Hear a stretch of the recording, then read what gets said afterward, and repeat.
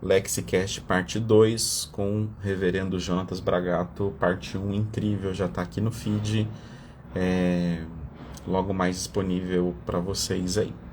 Deixa eu convidar já o missionário Jonatas. Só um instantinho, gente. Quem for entrando, por favor. Agora dá certo.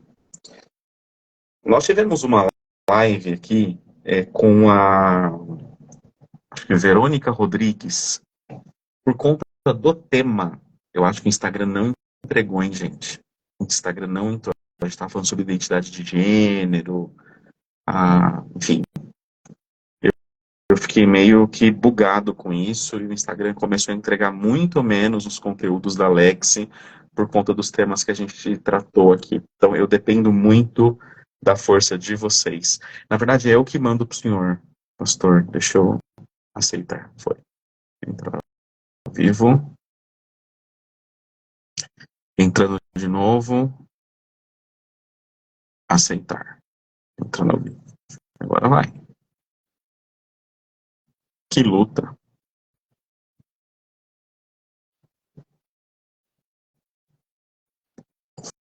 Foi? Veio para mim aqui. Jonatas não pode entrar.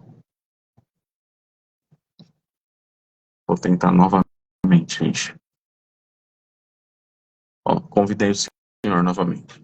Então, o Instagram, depois daquela live que nós fizemos com a Verônica sobre identidade de gênero e tal, entregou muito menos. Conseguimos. Agora foi. Foi. Tava uma luta. Que batalha, hein? É uma luta. Mas tem 2 semanas, não, 3 semanas, nós tivemos uma live incrível com a Verônica Rodrigues, que ela trata a questão de gênero, né? Identidade de gênero e tal. Nosso Instagram boicotou, o algoritmo começou a me boicotar. Foi uma luta. Agora não, já está normalizando e tal. Nossas entregas no gravado diminuindo bastante. Basta falarmos da verdade, os trem começa a pegar. Mas vamos lá, querido. O senhor estava falando sobre a disciplina para o meio da liderança pastoral, enfim, e motivo pelo qual a Europa começou o esfriamento, né? O senhor pode continuar nessa linha.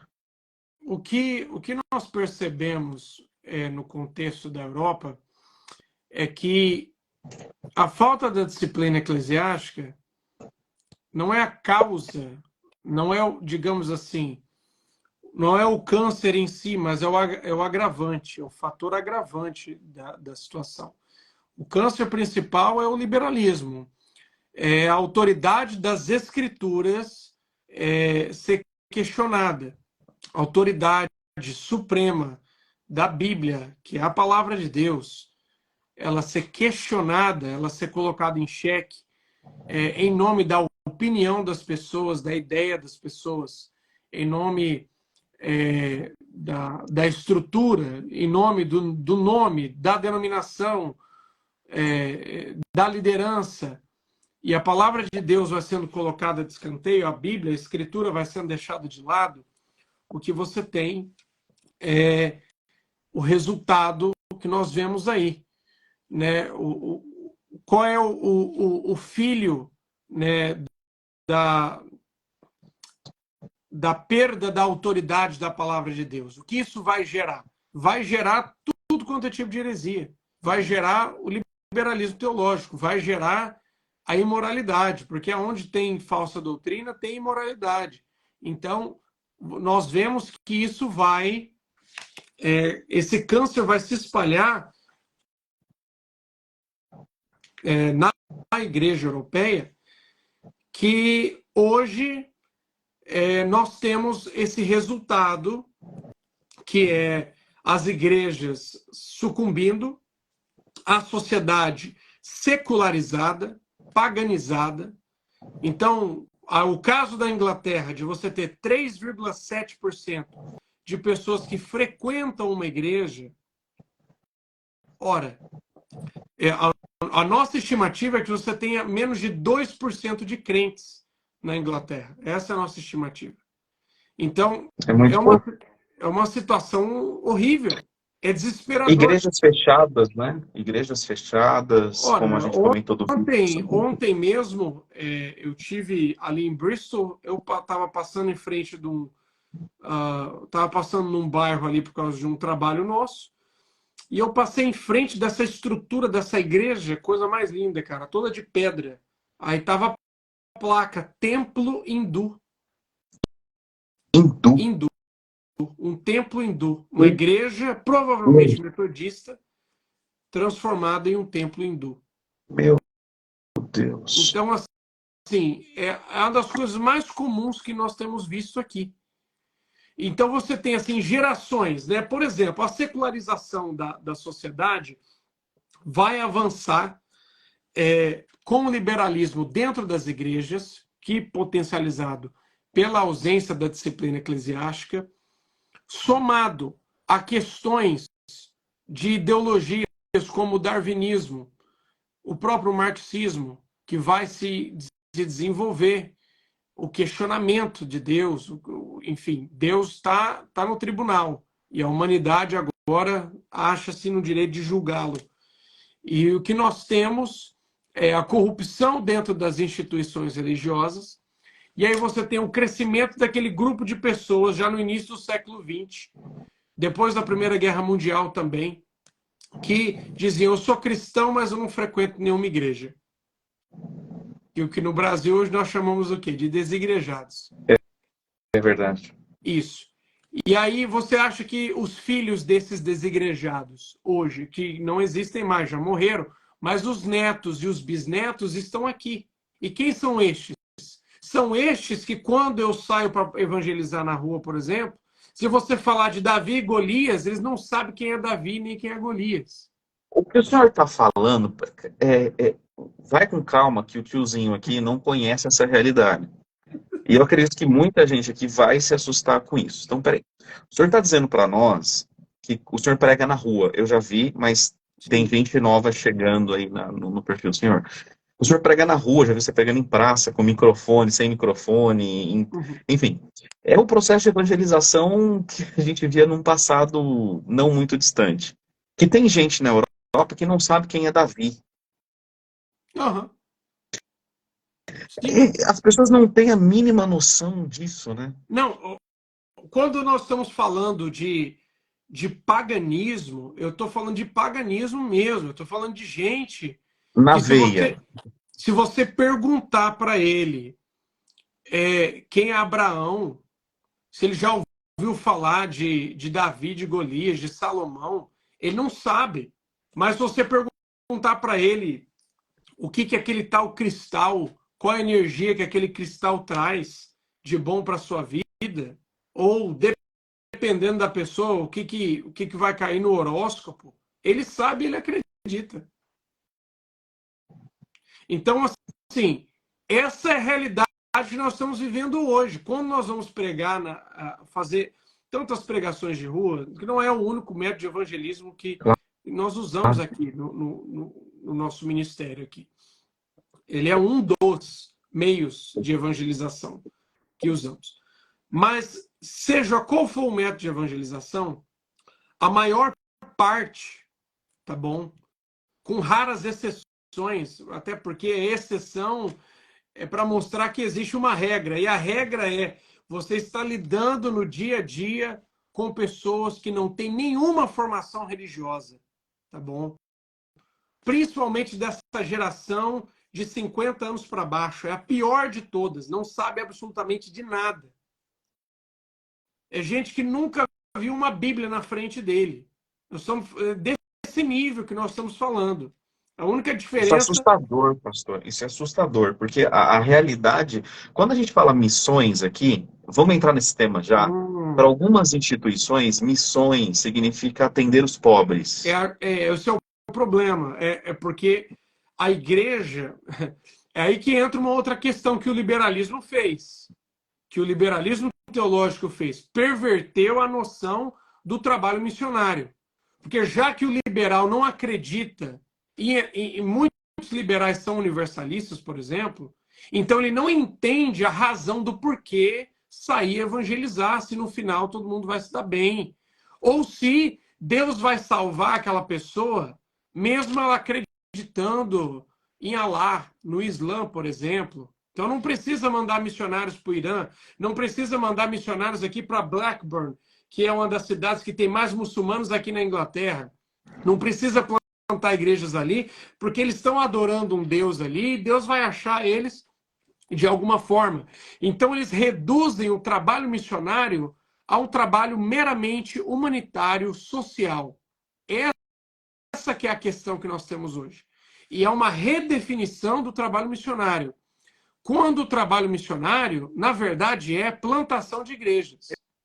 Exato. O trabalho missionário é plantação de igrejas. É você promover o trabalho da evangelização, do fruto da evangelização, o batismo e a confirmação desses crentes, e o estabelecimento de uma comunidade cristã ali, de uma igreja organizada. Isso é trabalho missionário. Isso é fazer missões. O camarada sai do Brasil, vem para cá, aí ele só prega para brasileiro, só congrega com a igreja de brasileiro. Ele é pastor de brasileiro. Ele não é um missionário. Ele é um capelão. O que é um capelão? O trabalho de capelania, os ingleses desenvolveram isso. Ora, no Brasil, qual foi... quando a família real portuguesa muda para o Brasil, em 1808, quem que escoltou os navios portugueses? Foi a marinha inglesa. Quando estabelece o comércio, já em 1808, qual é um dos primeiros requisitos que a Inglaterra obriga Portugal a aceitar? Em solo português, que era o Brasil na época, o estabelecimento da igreja anglicana para atender os ingleses que moravam aqui. Então a Inglaterra mandava pastores anglicanos, capelães, que vinham para o Brasil para pastorear ingleses. Eles não pregavam em português, tudo era em inglês, focado para os ingleses. Então isso é trabalho de capelania, que é importante. Não estou dizendo que não é importante, não. É importante. O problema é que todo mundo que vem para cá só quer fazer isso. Entendeu? Aí eu pergunto, quantos estão aqui alcançando, na Europa, os europeus de fato? Eu estou falando de um missionário que foi para a Itália e que está alcançando italianos. Ele foi para a Alemanha, está alcançando alemães. Veio para a Inglaterra. Muitas igrejas, quando partem nas missões, elas continuam pregando e fazendo esse trabalho de capelania para brasileiros que já estão aí. Então, mas isso não é trabalho missionário, né? Pois é, isso é social, sei lá. Isso é um trabalho de capelania. Você está ministrando para aqueles do seu país, mas que estão emigrados em outro país. Que é um trabalho importante. Agora, missões não. Missões é você sair do seu lugar, ir para um outro país e você trabalhar para o avanço da pregação do evangelho e a plantação de igrejas com pessoas daquele lugar. Por exemplo, se eu for para o Brasil, para uma tribo indígena, eu posso ser missionário, mesmo sendo brasileiro, porque eu estou evangelizando uma comunidade restrita, um grupo seleto, e eu estou alcançando aqueles nativos ali. Isso é um trabalho missionário. O problema é que o fulano foi lá, levou uma cesta básica, o pessoal chama isso de missões, e não é. Missão. Entendeu? Gente, o que o reverendo Jonatas está falando, para muitos de nós, né, de onde nós viemos, isso vai soar como surpreendente, mas é fundamental. Tem uma matéria dentro da teologia chamada missiologia, mas algumas instituições que não defendem o estudo teológico, o estudo bíblico, não teve acesso nem a um módulo muito simples de missiologia. E aí confundem missão com obra social, eventualmente com capelania. Então, o que o reverendo está falando aqui, para muita gente é novidade. Tipo, missão não é atender os pobres. Essa é a função da igreja, né? Esse é um papel. Igreja, através do Ministério de Misericórdia, de Obra da Piedade, ela vai alcançar essas pessoas. A igreja, por si só, ela é um trabalho social. Exato. É uma função da igreja vai promover isso, né? Não, perfeito. Quanta coisa, hein? Meu Deus, que aula.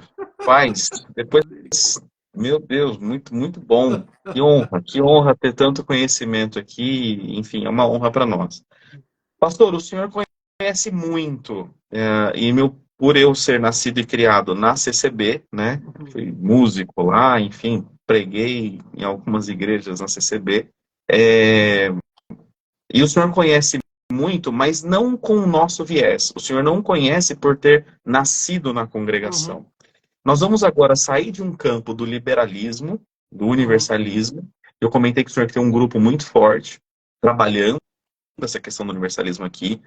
E eu acho que falta combatedores, isso precisa ser combatido. uhum, A relativização do tudo. Só que tem um outro lado da rua, né? Você tem um legalismo religioso que expulsa muita gente dentro das igrejas. E no meio desse game, você tem as instituições gigantescas, entre elas a congregação. E o senhor tem uma visão de fora, como um estudioso e que conhece. Conta para nós, com a visão de um estudioso, quem é Luiz Franciscon e qual é a sua visão com relação à congregação cristã no Brasil. E por que eu estou fazendo essa pergunta? Para que nós, né, o uhum. pessoal da Lex, que eu não quero que fique condicionado aquilo que eu entendo, aquilo que eu aprendi. É importante a gente dividir, é importante a gente trazer pessoas que conhecem muito mais do que a gente para falar aqui. Então, esse é o espaço, né? O LexCast nasceu para isso. É, qual que é a sua visão com relação a Luiz Franciscon e a congregação hoje, tá? Não a congregação de 1950 para trás. Vamos lá, eu fiz um vídeo, né, que eu postei esse ano falando sobre o que está acontecendo dentro da CCB. Primeira questão que eu quero ressaltar aqui, eu não entendo que a congregação cristã no Brasil, ou o que seria melhor, né, se tivesse permanecido assim, as congregações cristãs no Brasil, elas sejam uma seita. E eu falei essa questão aqui, Bruno, porque, historicamente falando, você tinha um sistema administrativo muito mais local, muito mais presbiteral a nível local do que ao sistema que temos hoje, centralizado em um magistério poderoso, infalível, né? Mas que recentemente tem mudado certas questões. Primeiro, com relação à congregação. Eu não fui da congregação, nunca pertenci à congregação cristã no Brasil, participei de alguns cultos durante a minha infância e adolescência. Tenho muitos amigos dentro da congregação cristã no Brasil. Então, assim, eu conheço bastante a realidade, até o linguajar, sou apaixonado por todos os tipos de inários que você imaginar, e eu acho bacana porque o inário que é usado pela CCB tem muitos hinos que foram traduzidos que não tem outros inários, que cantamos muitos aqui nas nossas igrejas, que na verdade não são hinos da CCB, são hinos de pastores anglicanos, Oh, são hinos de o senhor pastores tem culpa. presbiterianos. O senhor tem uma culpa grande numa polêmica esses dias aqui no Insta, né? O pastor cantou um hino cantado, e esse hino a gente canta na CCB. Sim, eu E aí eu, conheço. para provocar o pensamento, eu repostei seu vídeo. E falei, alguém conhece essa melodia? E aí eu fiz uma enquete. Ele roubou essa melodia ou essa melodia não foi roubada? Cara, ele roubou a melodia, ganhou. Não sei se o senhor viu o percentual, mas ganhou disparado, que o senhor tinha copiado a Pois bem, nós melodia. cantamos ali a versão, é o hino 475 do cantor cristão, mas que, se você olhar a tradução do hino original que cantamos aqui na igreja que eu sou ministro, o hino original, o mais próximo da letra original, é o do cantor cristão. É. Entendeu? Então, por exemplo, o hino 2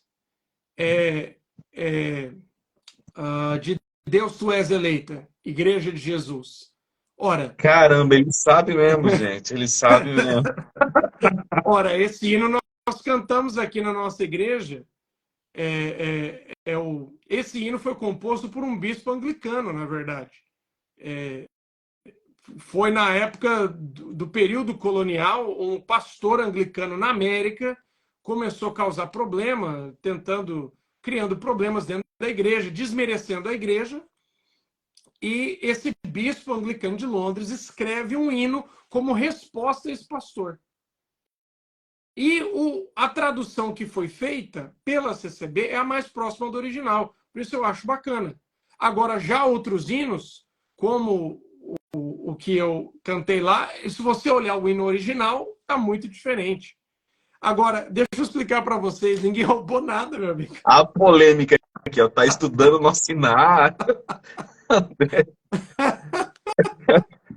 Então, gente, Mas mas aí que é está a grande importante. questão, porque esses hinos, na verdade, o que o pessoal não para pensar é que quando o missionário Luiz Franciscon chegou no Brasil, ele não escreveu um hinário para a congregação cristã. Ele trouxe os hinários que eram usados pela Igreja Pentecostal Italiana de Chicago, que eram os hinários que eram usados pela Igreja Presbiteriana Italiana de Chicago, que era a igreja que ele era um presbítero. Então, qualquer um, sigam a página aí do irmão Itamar Franco aí, que dentro dessa área... Itamar Coutinho tem feito um trabalho extraordinário nessa questão aí historiográfica, né? Falando de Luiz Franciscon, esse personagem da história da igreja, que eu tenho uma admiração muito grande, aí que entra a razão do meu conhecimento da CCB, pelo fato da admiração que eu tenho por esse homem, que era um homem muito simples, sem muita instrução, mas cheio do amor de Deus e do fervor do Espírito Santo para levar o evangelho a pessoas que não haviam sido alcançadas. Reverendo, desculpa te cortar, é que uma mesma pessoa mandou a mesma coisa 3 vezes. Olha só, é uma irmã muito simples, tá? Muito querida. Eu falei assim, irmão, eu chamo de professor, porque eu sou o professor dela. Professor Bruno, o pastor Jonatas, ele é calvinista, né? Mas ele fala tanto do Espírito Santo, tô começando a gostar dos calvinistas. Esse comentário 3 vezes aqui no WhatsApp. Um calvinista que fala bastante do Espírito Santo, isso é uma benção. É porque, diferente de muitos calvinistas, eu não sou cessacionista. Que Então, eu não benção. creio que os dons cessaram. Eu sou um reformado carismático. Eu creio na continuidade dos dons espirituais e na contemporaneidade dos dons espirituais. Isso é algo que a pessoa ser calvinista não afeta em nada. É claro que a grande realidade, a maior parte dos reformados no Brasil são cessacionistas, mas isso não representa a realidade do mundo reformado geral e nem a realidade dos reformados do mundo inteiro, tanto no contexto teológico como a verdade mesmo, a realidade mesmo no dia a dia. Então, assim, voltando à questão do Luiz Franciscon, né? Esse personagem que nasce lá no século XIX, região norte hoje da Itália, e esse homem sai de lá, da Itália, vai para os Estados Unidos, e a experiência de conversão que ele tem, e o fato dele começar a se envolver já ali no início do trabalho que começa, né, da Igreja Pentecostal Italiana, como é a minha origem italiana, então eu tenho uma admiração extraordinária, porque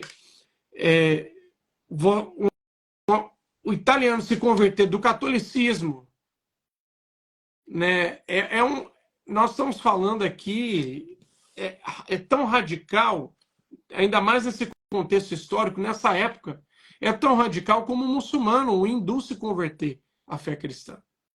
Então, eles fazem um trabalho extraordinário através do ministério de Luiz Franciscon. Tem gente que acha que o Luiz Franciscon só começou a CCB, né? Pois bem, Exato. vão na Itália. Vão na Itália. A Assembleia de Deus na Itália é fruto do trabalho de Luiz Franciscon e outros missionários pentecostais italianos que faziam parte do mesmo grupo ali. Tá bom?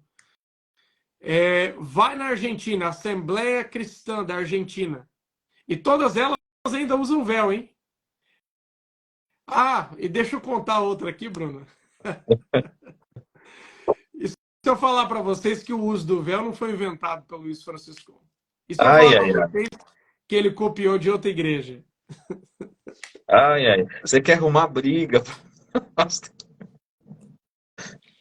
Eu não estou nem falando da questão bíblica ali. Claro, Não vou nem entrar. claro. Estou falando da questão histórica apenas. Então você tem a Argentina nos Estados Unidos e a CCB no Brasil. Você tem 4 países aí que você tem grandes denominações que são frutos do trabalho desse homem. Então, o que nós temos hoje aí? Os Estados Unidos, a Argentina, o Brasil e a Itália. E todos os outros países que foram alcançados através destes países. Quanta gente você não tem hoje que é fruto do ministério desse homem? Então, estudando a história dele, é algo assim fascinante. Fascinante mesmo. Como eu disse, a gente conversava hoje, né, pelo WhatsApp. Os pontos que eu tenho para admiração, há pontos também que eu preciso também reconhecer que ele errou, que houve coisas que ele errou. Né? O pessoal acha o servo de Deus, né? O servo de Deus também erra, gente. E nós devemos aprender com os erros que ele cometeu. E eu vejo que talvez um dos erros principais de Luiz Franciscon, ele não ter dedicado mais ao estudo bíblico e teológico para trazer uma base confessional doutrinária para a igreja, para os trabalhos que ele estabeleceu. Tem gente que fala, ele nunca foi da CCB. Gente, CCB só existe no Brasil por causa do trabalho dele. Isso é um fato, isso é uma realidade. Ele chega em São Paulo, vai para Santo Antônio da Platina, e de lá que o trabalho vai se desenvolver. E tanto é que você tem, se não me engano, foram 11 viagens missionárias que ele faz aí, e durante todo esse período aí, enviando cartas, monitorando, tudo isso. Né? Exato. Então, tem gente que fala, nunca foi.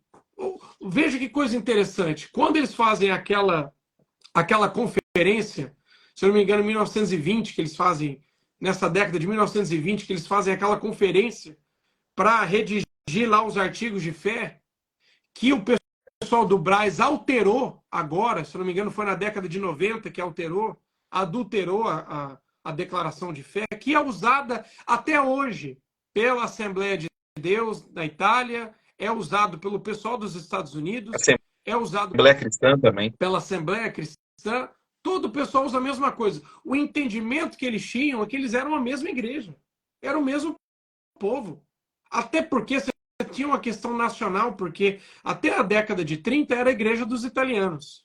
Assim como os luteranos, a igreja luterana era a igreja dos alemães. E em São Paulo você tinha uma comunidade anglicana japonesa. Então, a igreja, a CCB era a igreja dos italianos. Os luteranos era a igreja dos alemães. E os anglicanos a igreja dos japoneses. Aí vem a Segunda Guerra Mundial, não falha a língua do inimigo, muda-se tudo isso, e você tem toda essa transformação dessas denominações. Né? Então, o que nós temos? Luiz Franciscão é super admirado pelo senhor, porém, com algumas ressalvas, e essa ressalva maior é a questão do estudo bíblico e teológico. Sim, porque o que nós temos aí, o que um missionário ou um plantador de igrejas ele deve fazer, uma pessoa chamada por Deus para organizar estruturas eclesiásticas, ele precisa entender fundamentalmente que deve haver não só o fervor a chama do Espírito Santo, a paixão pelas almas, mas não basta só ter as boas intenções. O método tem que ser correto também. Não é só a questão de intenções, é a questão do método também. Então, por exemplo, a organização eclesiástica dentro da CCB, inicialmente, tanto nos Estados Unidos, foi em grande parte copiada da organização que veio da Igreja Presbiteriana Italiana, que eles romperam.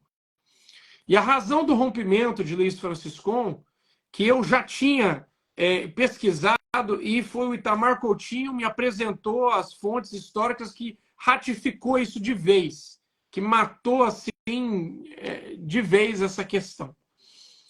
O Luiz Franciscon foi influenciado por um grupo chamado The Brethren. E o Brethren, que é conhecido como os Irmãos, eles são originários do trabalho do ex-pastor anglicano John Darby. E o John Darby, ele é o que vai desenvolver um sistema escatológico chamado dispensacionalismo, que é o sistema adotado pela CCB, pela Assembleia de Deus e grande parte das igrejas pentecostais, o dispensacionalismo. Ele começa esse grupo chamado Brethren, e esse grupo, na verdade, aqui ele é considerado como uma seita. Só um ponto que eu acho importante, que é, mesmo o Franciscon sendo um dispensacionalista, isso não está claro na CCB. Não tem nada claro, porque não tem nada. A doutrina não tem uma doutrina. A doutrina virou sinônimo do uso e costume. Isso. De questões particulares. Isso. Não a doutrina bíblica em si, confessional. Por exemplo, mesmo eles se denominando pré-tribulacionista, muitas vezes, eles acreditam no sono da alma. Então há uma mistura escatológica. E, por exemplo, quando a gente começa a introduzir escatologia, o senhor não sabe a dor de cabeça. Dá dor de cabeça, né? Mas a internet ajuda um pouco, em certa medida. Mas vamos lá. Tem uma bagunça teológica muito grande, muito grande. Mas isso existe, e você vê que aquela reunião que acontece no início do século XX, para resolver a questão se podia comer carne com sangue ou sem sangue, isso já mostra a trivialidade e a falta de base teológica, bíblica, de teologia bíblica. Não estou nem entrando em questão de teologia sistemática. Estou falando de teologia bíblica. O básico faltava.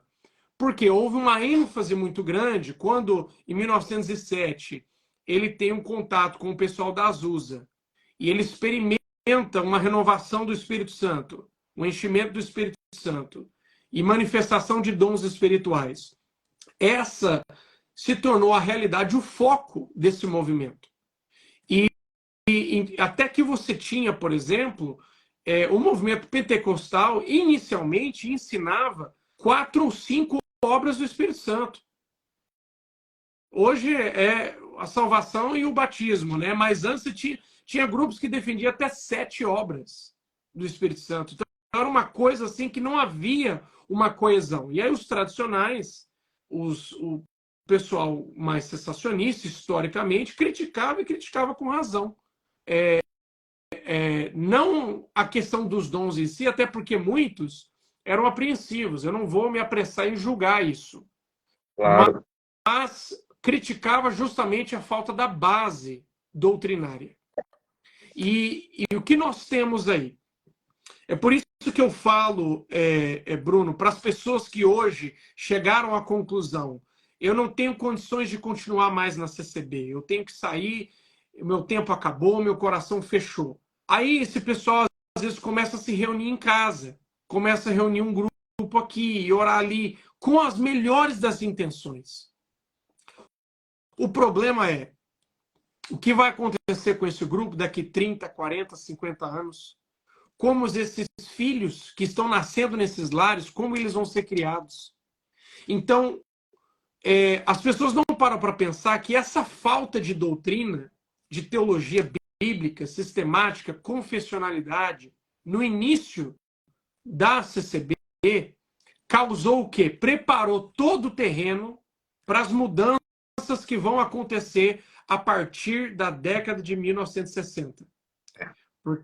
Porque a partir de 1950 em diante, principalmente na década de 60, que vai desandar o negócio de vez. Aí o pessoal fala assim, mas reverendo, como que você sabe dessas coisas? Eu li as atas. Eu li as atas. É uma bola de cristal, ele tem uma bola de cristal ali no Eu li as escritório, embaixo atas, dos livros de Calvino. eu li as atas dos ensinamentos que eram dados da década de 60. Um dos que mais me deixou horrorizado é uma crítica em um dos ensinamentos que existe dizendo que os irmãos, a irmandade que passa nas praças, nas vias públicas, encontram pregadores das seitas pregando ao ar livre. Nós não fazemos uso de tal prática. Aos que Deus aprover trazer a essa graça, Ele o fará.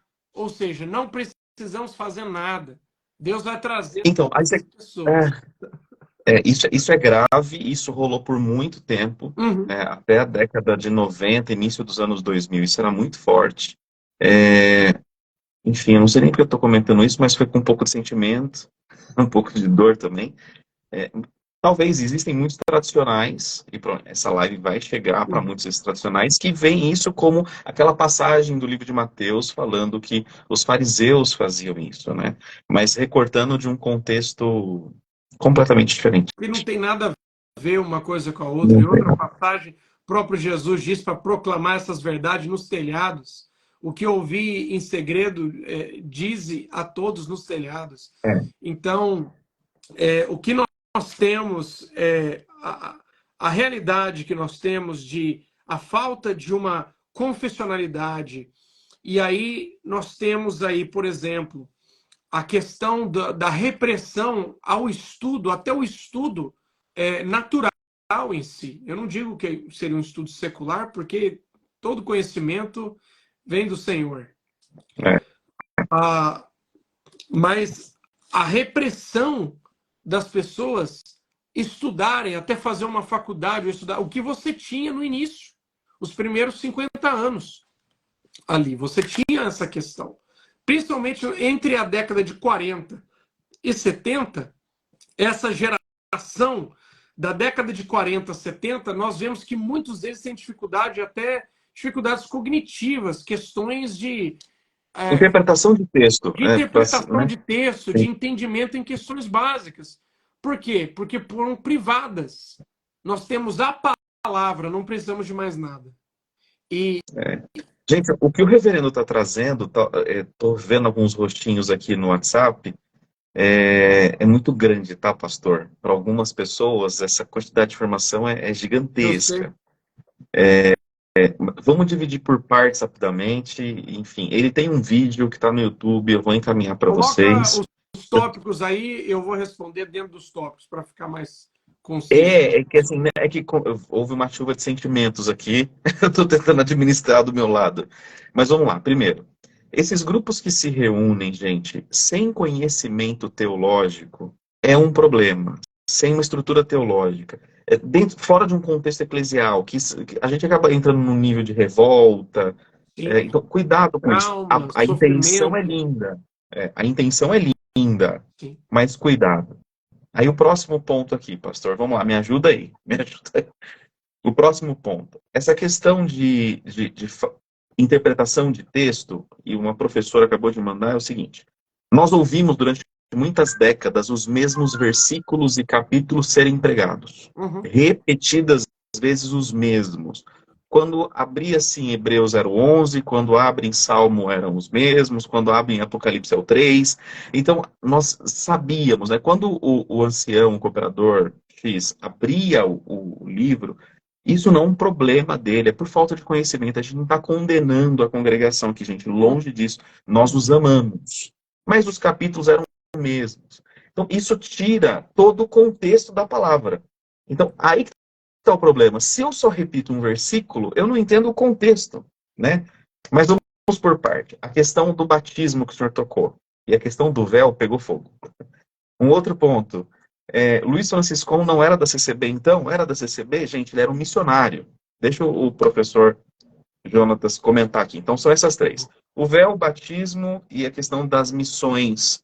Esse negócio de missão não se atender pobre também bugou muita gente, tá? Mas eu não sei se dá para tocar tudo. Você percebeu a bucha que você jogou nós? Vou ter que marcar outra live. Eu fico aflito porque eu tenho desejo de responder a todos, mas não dá. Então vamos dividir por partes, né? Missões, plantar a igreja, pregação do evangelho. Sim. Gente, o universalismo é isso, pode tudo. E o legalismo não pode nada. O que eu faço? Adorei a pergunta. Fica com a palavra, fica com a Bíblia, fica com a Escritura. Olha, gente, eu sei que para muitos que estão dentro da CCB ou saíram de lá, a situação é muito triste porque é um contexto, principalmente para aqueles que cresceram ali dentro, você sair de um contexto desse é muito difícil. Então, quando eu citei aqui, por exemplo, o pessoal que se reúne, né, que saiu, o que eu tenho dito a eles, o que eles devem fazer? Ou você deve procurar uma igreja organizada, uma igreja séria, que vai ensinar a palavra de Deus, que tem um estudo da palavra de Deus, tá bom? É por isso que muitos têm procurado igrejas reformadas por causa disso. Me entristece saber que uma das principais denominações reformadas no Brasil hoje requer que as pessoas da CCB sejam rebatizadas. Eu não concordo com essa decisão, não concordo com essa posição, mas há outras igrejas sérias que têm feito um trabalho bom e que o que eu recomendo é que as pessoas procurem tais organizações ou procure uma igreja que vai se comprometer. Por exemplo, você tem um determinado grupo de pessoas de um lugar. Esse pessoal se reúne regularmente, né, para orações, para começar a estudar a Bíblia, estão com fome. Ora, vocês precisam de um apoio. Então, procure uma igreja que talvez se disponha a plantar uma igreja aí, começar um trabalho aí.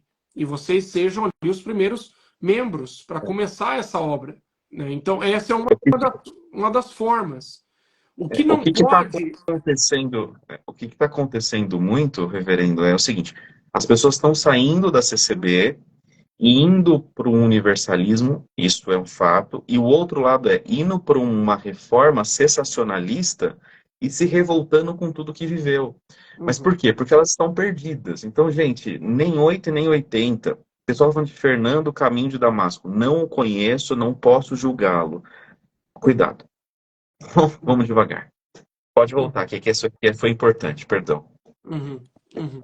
Então, assim, são coisas, irmãos, que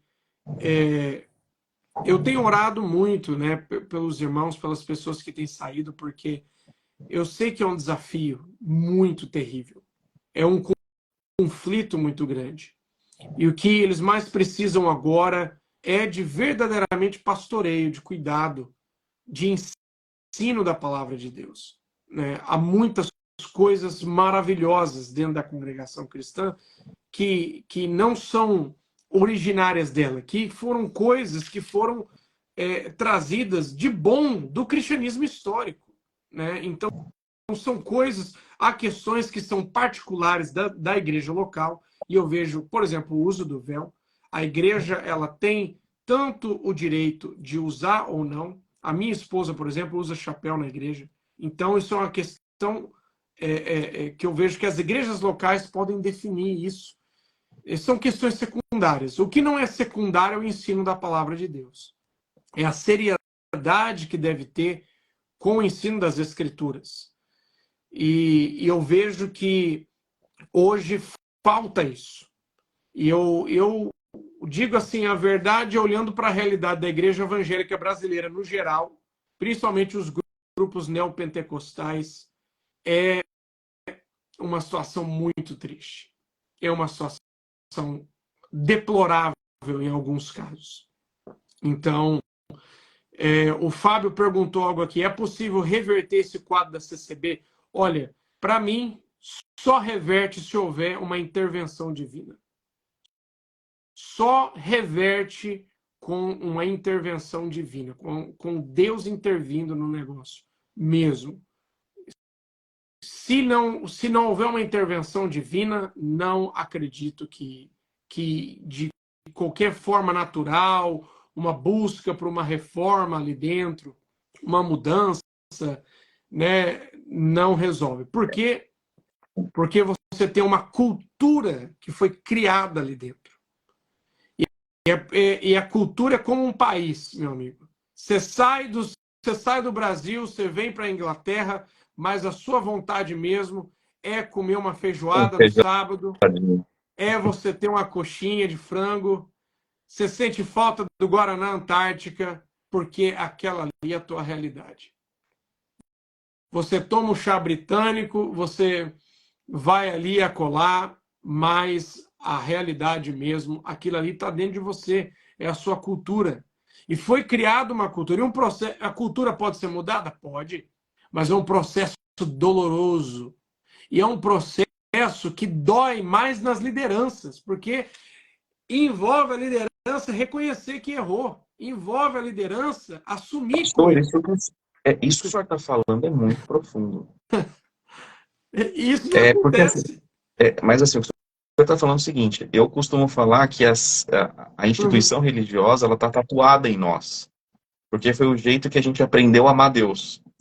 E quando a gente aprende a amar Deus de um jeito, é como se a gente estivesse falando assim, pare de amar Deus porque está errado. As pessoas se confundem com isso. Gente, eu vi 2 vídeos do Fernando, eu não sei nem se ele sabe o que é calvinismo, por exemplo. Então, esses grupos, eles se formam porque tem muita gente perdida. Sim. Então, respira, calma e procure gente séria, igrejas sérias. E o outro ponto, mudança de cultura é um parto novo, né? Exato. Você tá lidando, na verdade, a mudança de cultura, ela é um desconforto constante. E eu digo isso porque eu vivo isso na pele, por ser missionário em outro país, por estar longe da minha família, dos meus amigos, por ser casado com uma estrangeira e lidar diariamente com essas questões culturais. Então, eu sei como é isso. E sei como é isso num contexto eclesiástico também, de você ser criado dentro de um contexto e você está inserido em um outro contexto. E está servindo ministerialmente em um outro contexto. Então, por exemplo, eu pastorei uma igreja que boa parte dos irmãos, dos membros ali, não tem o mesmo entendimento que eu tenho sobre os dons espirituais. E isso não é um problema para mim. Por quê? O lugar que eu estou é uma vila onde quase 70% desse vilarejo é de aposentados, pessoas, pessoas que já de idade avançada. E o que o apóstolo Paulo instruiu a Timóteo a fazer? E uma coisa que eu já é tratar essas pessoas como pai, como mãe, tendo mesmo o respeito que eu tenho pelo meu pai, pela minha mãe, pelos meus avós, eu tenho que ter por eles, mesmo eu sendo pastor deles, mesmo eu sendo ministro deles aqui. Então, o que eu vejo, Bruno, é que principalmente o pessoal mais de idade, não adianta esperar que esse pessoal vai mudar. Porque se você quiser que eles mudem, é um nível de desconforto e sofrimento tão grande que mata a pessoa. Mata a pessoa. Há outras pessoas que são mais abertas a mudanças. Agora, a instituição em si, eu digo, se Deus não intervir, eu não vejo que haverá uma mudança. Podem haver melhoras, né? Melhorar uma coisa ou outra. Né? Por exemplo, o relaxamento da questão da televisão, por exemplo. A internet, pastor. Da internet, exato. Ora, eu lembro muito bem, 2004, 2003, né, na casa de um amigo meu, a TV ficava escondida dentro do guarda-roupa. Quantos não era assim, né? Poxa vida. Então, o que eu vejo é o processo de mudança de cultura é um processo extremamente doloroso. E não dá para você esperar que isso vai acontecer de uma hora para outra. Você não está lidando com um sistema como a Deus de Amor, por exemplo, que você tinha o Davi Miranda, que O condenava dono, né? isso, condenava abertamente a televisão, tudo. Foi ele morrer, deu 3 semanas, meteram um telão de LED lá dentro da igreja. E o neto dele assume, um menino novo, né? Na verdade, a esposa, né, que está à frente. E, Ele tem feito um trabalho mais voltado aos jovens, que eu acho muito mas bacana. o mais pop ali na Deus de Amor agora é o neto, Sim. Davi Miranda Neto. Ele virou um Lutero ali, né? Pastor, eu sei que aí já são 2h27, se eu não estiver enganado, nas minhas Isso. contas. Muita lágrima aqui no WhatsApp, muitas palavras de gratidão. E eu não sei como agradecer também. Provavelmente as suas palavras caíram como refrigério. Eu acho que principalmente a questão da cultura, quando o senhor falou sobre a cultura. É sofrido, gente, não é fácil não, tá bom? Então, tá tudo bem, faz parte. Eu vou mandar para ti, Bruno, qualquer coisa você compartilha nos grupos. Farei isso. A última vez que eu estive na Itália, eu estive ministrando para um grupo de irmãos ex-CCB e alguns ainda da CCB ali, da Itália, que tiveram a sua comum fechada pelo pessoal do Brás, em São Paulo, e uma situação assim muito triste. Triste, triste, triste. Eu tive ali abraçado ali com irmãos, chorando e ouvindo o que esse pessoal passou, sabe? E a pregação, a ministração que eu fiz ali, eu fiz um sermão expositivo de Romanos capítulo 5, e eu vou estar mandando para ti esse áudio, compartilha com o pessoal. Quem quiser achar, Farei está isso. disponível no meu canal no YouTube. É o seu nome? Isso, Rev Jonatas Bragato Português. Tem 2 canais, tem o inglês e tem o português. Tá bom. E Eu vou compartilhar sim. E sim, gente, amanhã eu já compartilho. Não esquece de mandar no WhatsApp, não, que a galera já tá eu pedindo. mando para ti, eu mando para ti. Foi lá em Quarto de Altino. Isso mesmo, o João comentou aqui, em Quarto de Altino, pertinho de Veneza, região da minha família ali. Perfeito. E Alunos de Portugal, ele tá em Londres, né? Londres, não, Inglaterra. eu Que lugar? tô, eu tô, eu tô na região de Wiltshire. Fico 1h30 de Londres, na verdade. Perto de Bristol, entre Bristol e Londres. Isso, tá na Inglaterra. Mas o trabalho missionário que eu tenho feito aqui é por toda a Europa, né? Não tem essa Tem questão. alguns alunos aqui de Portugal, 2 da Holanda, tem um de Luxemburgo, que provavelmente vai te chamar em algum momento aí. Tá bom, vamos ver. É um coragem, galera, pode chamar. Vamos continuar orando por eles. Eu tenho já orado por muitos irmãos, inclusive aqui da Europa. Tenho assim o meu coração aberto para tentar ajudá-los de alguma forma.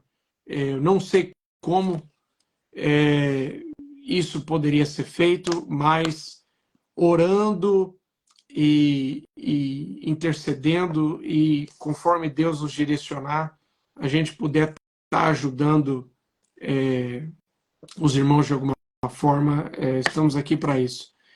E obrigado pelo convite, Bruno. E estou à disposição quando... Rapaz, veio algo no coração aqui para compartilhar, hein? Pode falar. O Fábio falou aqui, ó, para lutar por essas mudanças. Provavelmente está meio cortado aqui o que ele falou. Mas uma das coisas que eu falo às vezes para as pessoas que são muito otimistas, e eu vivi isso na pele, não no contexto da CCB, eu já disse aqui, mas em um outro contexto ministerial, quando você está acostumado a lutar, você fica tão calejado. Se você não tomar cuidado, isso aí te torna uma pessoa amarga. E aquilo ali começa a consumir você. E às vezes, para você preservar a tua saúde espiritual, você precisa... É aquela ideia que você tem no avião, né? Coloque a máscara primeiro em você, depois na pessoa que está ao seu lado. Porque se você não respirar, você não vai conseguir ajudar o outro que está do teu lado. E eu sei que às vezes tem muitas pessoas que estão lutando, né? E tome cuidado para isso, para essa luta não te consumir. Porque às vezes tem batalhas que você não vai vencer, que não é para você vencer. Tem batalhas que a melhor coisa que você pode fazer é deixar o campo de batalha. Porque é uma batalha que não pertence mais a você. Então, quando ele falou isso aqui, eu me lembrei, porque eu vivi isso. Eu tive em um contexto ministerial onde eu acreditei, e eu lutei até o último. E Deus é minha testemunha, que eu levei a sério aquela luta.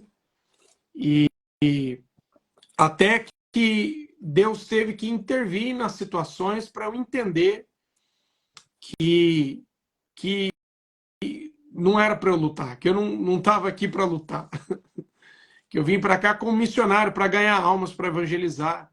Para pensar quantas pessoas no seu bairro ainda não conhecem a Jesus. Quantas pessoas ainda nunca ouviram falar do Evangelho, que estão presas em superstições, em idolatria, em um conhecimento equivocado. E você está tentando lutar para tentar salvar algo que na tua geração, se Deus não intervir, você sabe que não vai. E outra, se Deus for intervir, pode saber que Ele é Deus suficiente para fazer a obra. Ele não vai precisar da ajuda de ninguém. Então, vamos batalhar pela fé que nos foi dada, né? O que o Judas diz. Aquilo que nós já recebemos do Senhor, vamos perseverar e buscando a Deus, crescendo no conhecimento da verdade. E o conhecimento da verdade é o conhecimento da Escritura, da Palavra de Deus. A Bíblia é a palavra de Deus. Pois é, esse é o meu ponto. Esse é o ponto que talvez muitos vão utilizar para poder sentenciar a CCB como uma seita. E se a gente for levar o pé da letra, se a gente for analisar confessionalmente falando, isso é um artigo sectário. Embora eu entendo que a realidade local de igrejas é diferente, a realidade das pessoas é diferente. É diferente do testemunho de Jeová. O que é ensinado lá na torre de vigia, todo mundo lá embaixo acredita a mesma coisa. Já na CCB, eu conheço, eu sei que é diferente. Então, por isso que eu considero como um movimento contraditório dentro do cristianismo. Um movimento contraditório. Tornou-se um movimento contraditório. Reverendo, eu não sei te agradecer. Eu estou sem palavras. Talvez uma dos Lexicast que eu mais me emocionei aqui, diversas vezes, né? E vou apresentar ainda hoje o Senhor em oração para que me sinto até muito pequeno no trabalho e o que eu posso fazer é orar para que o seu coração ferva pelo Espírito Santo. O Senhor é importante para nós, como igreja. Amém. Obrigado. Amém. Obrigado, meu nobre. E fica o meu carinho, a minha oração a todos aí, um ósculo santo a todos. Para o senhor também. E que Deus seja glorificado por tudo. Obrigado, meus irmãos. Amém. Obrigado mesmo. Gente, Jonatas Bragato, por favor, sigam no Instagram, no YouTube, amanhã no Spotify também. Encaminhe para os seus amigos. Não teremos Lexcast na próxima semana, que viajarei com a família. E ele voltará, eu creio, não somente Jesus, mas o Jonatas Bragato numa próxima live. Ele também voltará. E Jesus, com certeza. Aguardem por ele. É um prazer. Deus abençoe, querido. Deus abençoe. Fiquem na paz de Cristo, irmãos. Amém.